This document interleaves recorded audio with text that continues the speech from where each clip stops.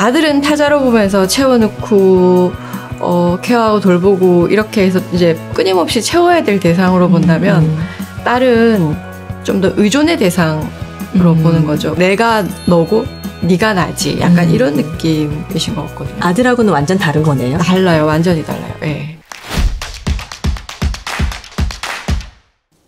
안녕하세요. 온토리TV 민수경입니다. 안녕하세요. 박우란입니다. 네, 작가님 안녕하세요. 안녕하세요. 와주셔서 감사합니다. 불러주셔서 감사합니다. 네, 소개를 좀 부탁드릴게요.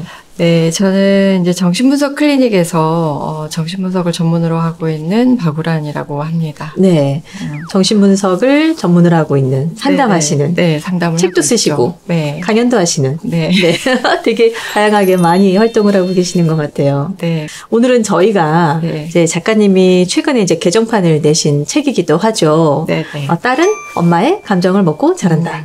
라는 책의 이야기를 조금 가져와 볼까 합니다. 네. 우리가 예전에 왜 딸 가진 부모한테 그런 얘기 많이 했잖아요.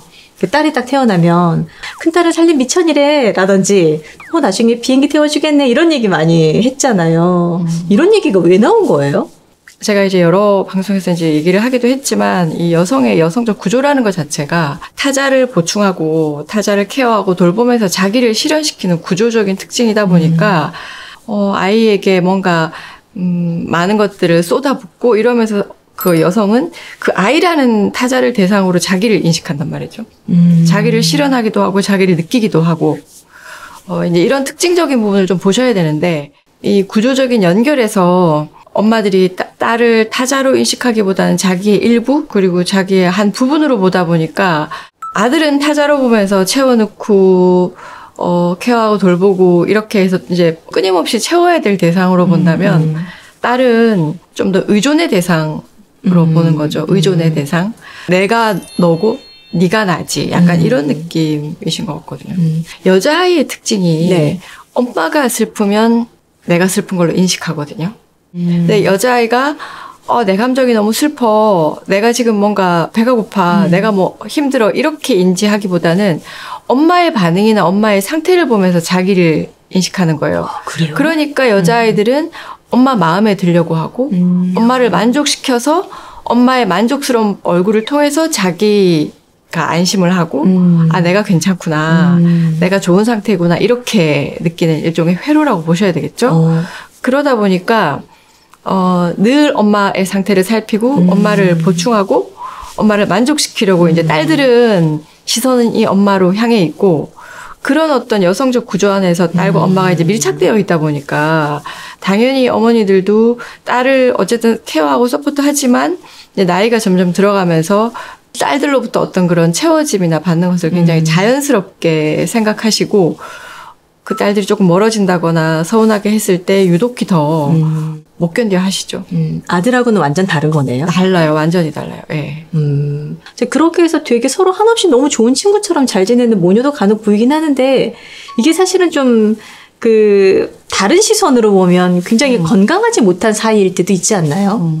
왜냐면 우리가 표면적으로 보기에는 뭐 함께 여행도 다니고 막 너무 행복하고 잘 지낸 것 같지만 안으로 들여다보면 그 속에서 누군가는 썩고 있고 누군가는 또 말 못할 어떤 소가리를 하고 있고 누군가는 한쪽으로 치우쳐서 말 그대로 희생이나 어떤 견딤을 하고 있는 경우들이 많다 보니까 그리고 뭐 다른 사람들 보기에 이 정도면 우리 되게 좋은 부모 사이지 좋은 화목한 가족 관계지 이런 거에 조금 더 이제 포커스를 두시는 경우들이 많은 것 같아요. 네, 그렇게 잘 지내지 못하는데도 불구하고 그것 자체를 인식 못하는 모녀 사이도 많지 않나요? 그게 당연하다고 생각하고 근데 당연한 거 아니었어요?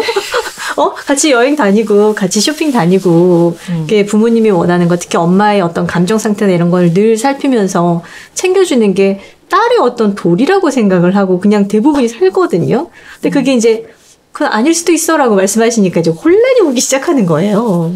여러분들이 한번 좀 생각해 보셔야 되는 게 우리가 당연하다고 생각하는 게 진짜 당연해서라기보다는 학습된 관념인 경우가 너무 많아요.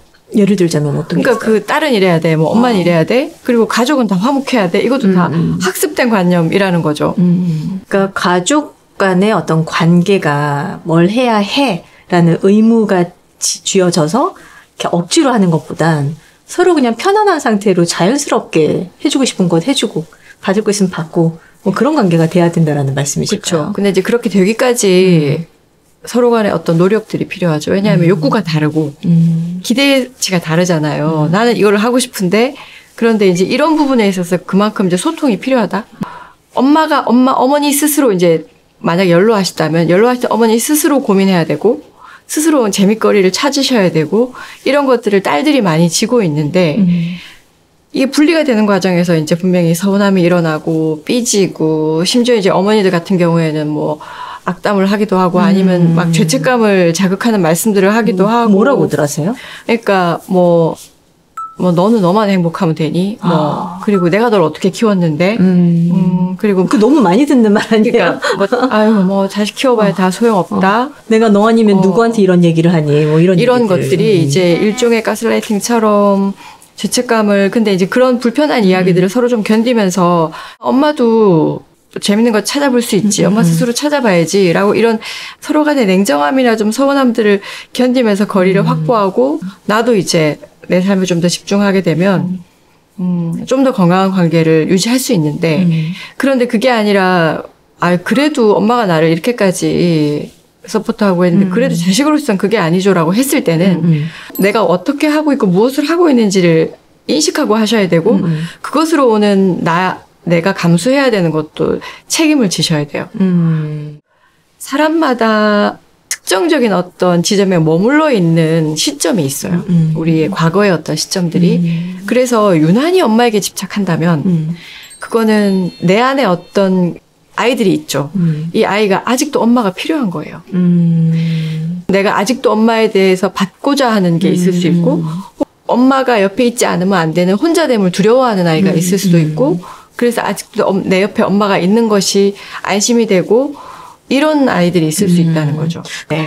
죄책감을 느끼는 딸들도 되게 많이 만나시죠?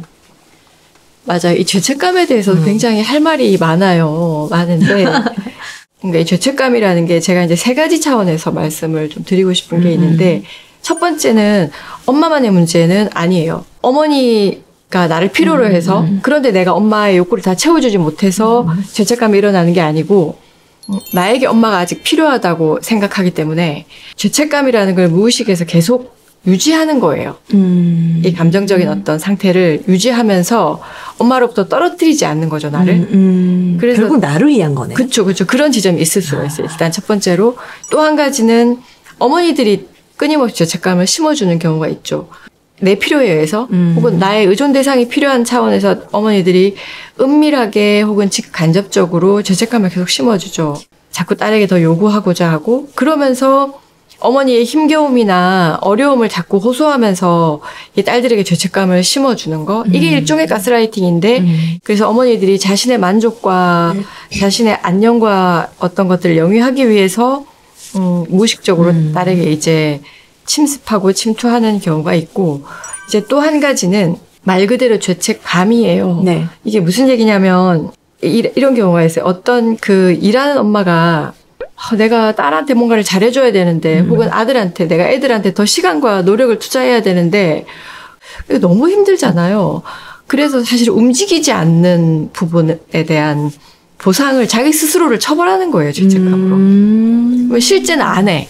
실제는 그냥 집에 와서 침대에 널브러졌어. 그리고 죄책감을 느껴요. 그러면서 자기 처벌의 효과가 있어요. 안 하는 만큼의 처벌을 스스로 하는 거예요. 사실은. 적어도 미안한 마음은 가졌으니까 할 만큼 한 거예요. 왠지. 그런데 교활하다라는 말이 맞네요. 그래서 이게 이제 이런 것들이 굉장히 여러 층위가 되어 있기 때문에 이거를 단선적으로 이해하실 수가 없고 그거는 이제 개별적으로 들어가서 나의 어떤 내 심리적 메커니즘이 어떤지를 조금 탐색하셔야 되고 나와 아이의 관계나 나와 부모의 관계가 어떤 방식으로 이게 계속 작동하고 있는가 이런 것들을 조금 살펴볼 필요가 있을 것 같아요. 네네. 작가님 말씀을 이렇게 쭉 들어보면 결국에 건강한 거리를 두는 게 되게 중요할 것 같은데 이게 분명히 쉽지 않으실 거예요. 네. 딸 입장에서도 쉽지 않고 부모님 입장에서는 왜 그걸 해야 되는데 이런 상황이 될 것 같고 적절하게 건강한 거리를 두는 방법 뭐가 있어요? 유튜브나 이런 채널들에도 그 썸네일에서도 그런 문구들이 많이 올라오던데요. 건강함, 그리고 적절한, 이 되게 무책임한 말이거든요. 그치. 그 1cm인지 10cm인지 어떻게 할까? 그러니까요. 이게 되게 모호하고 추상적이고 되게 무책임한 말이에요. 근데 그렇게밖에 표현할 수 없는 또 부분이 있는 거잖아요. 근데 이제 건강한 거리두기에 있어서 가장 핵심적인 거는 네. 죄책감과 서운함을 함께 견뎌내야 된다. 이거에 한마디로 얘기하면. 없애는 게 아니라 견뎌내야 된다. 견뎌내야 되죠. 그러니까 엄마가 져야 될 감정적 무게와 실질적인 물리적인 어떤 책임까지 내가 떠안았을 때 기꺼이 하시겠다면 뭐 그건 상관이 없는데 그러면서 나도 스트레스 받고 이게 이제 관계가 어그러지잖아요. 그럴 때는 좀 냉정하게 못된 딸 소리를 듣더라도 좀 밀어내시면 인간은 생존 본능이라는 게 있잖아요. 그리고 어떻게 해서든 우리는 우리 자신을 살게 하도록 그 쓰려는 에너지가 있기 때문에 결국 그 안에서 서운하고 상처받았다 하더라도 또 뭔가를 본인이 살기 위한 방법을 찾게 되고 그걸 믿으셔야 돼요. 네. 아마 이제 오늘 이 영상을 보시면서도 뭐라고 내가 내 딸을 힘들겠다고 내가 내 딸을 가스라이팅했다고 하고 분노를 하실 분도 계실 수도 있을 것 같아요. 근데 이제 말씀하셨던 것처럼 결국에 혼자서도 우뚝 잘 설 수 있는 엄마가 될 수 있는 기회를 주는 것도 딸이 해야 되는 일인 것 같거든요. 그런 충격을 받을지도 모르는 엄마들에게 한 말씀 해주시죠. 딸들이 가장 좌절하는 얘기가 나는 최선을 다했다. 이런 이야기인 것 같아요. 최선을 다 하셨을 거예요. 그리고 자녀들이 모르는 게 아니고 근데 최선을 다하지 않았다는 게 아니라 이런 여지를 좀 두셨을 수 있을 것 같아요. 내가 최선을 다했지만 무언가가 나에게도 어떤 내가 모르는 어떤 부분을 주었을 수도 있겠구나라는 여지를 두는 거. 자녀들을 가진 부모님들은 무조건 나로 인해서 내 딸이 잘못되지 않을까? 잘못되었을 거야. 나로 인해서 모든 게 이렇게 되었어라는 것도 어떻게 보면 과도한 자기 메모리이기 때문에 그런 것도 조금 거리를 두면서 여지를 두는 거. 이것도 이제 자기와 거리 두는 방식이거든요. 그래서 조금 그런 공간을 두시면서 찬찬히 한번 의심을 해보시면 좋겠다. 한번 제가 저희 엄마한테 그런 얘기를 한 적이 있어요.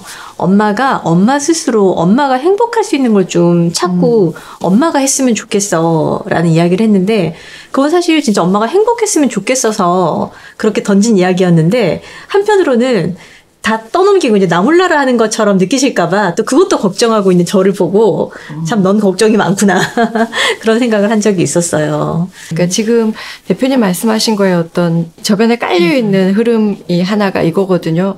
엄마의 감정도 내가 엄마의 어떤 행복도 내가 고민하고 그 에너지를 그러니까 타자의 어떤 것을 내가 대신하는 거죠. 대신하고 이게 뭐 적절할 때는 건강한 관계나 어떤 헌신이나 뭐 아름다움으로 보여질 수는 있겠지만 이게 과도할 때 결국은 여기에서 또 누군가는 영혼이 죽어가고 그걸 받는 누군가는 그게 당연해졌을 때 좀 잔혹하게 얘기하자면 많은 경우에 많은 어머니들이 딸을 깔고 앉아 있고 물리적 정신적으로 착취적 관계에서 이거는 상생하는 게 아니라 공생을 넘어서 기생적 관계에 있는 모녀 관계가 상당히 많다. 그럴 수 있죠. 네. 일단은 이 방금 하신 말씀 덕분에 악플이 좀 달릴 수도 있겠다 생각이 들지만 좀 격하게 이제 표현은 해주셨지만 냉정하게 한번 돌아볼 필요는 있을 것 같아요. 네. 그게 진짜 우리가 같이 행복할 수 있는 방법이 될 수 있으니까 그렇죠. 오늘 함께해 주셔서 너무 감사드립니다. 이렇게 여러분들의 머리에 똑똑하고 좀 노크를 두드려 주신 것 같아요. 네. 다음에 저희는 이제 아이를 키우는 엄마들 입장에서 이렇게 하면 좀 위험합니다. 그런 사례들을 좀 말씀을 드려볼까 합니다. 다음 시간에 또 뵙겠습니다. 고맙습니다. 네, 고맙습니다.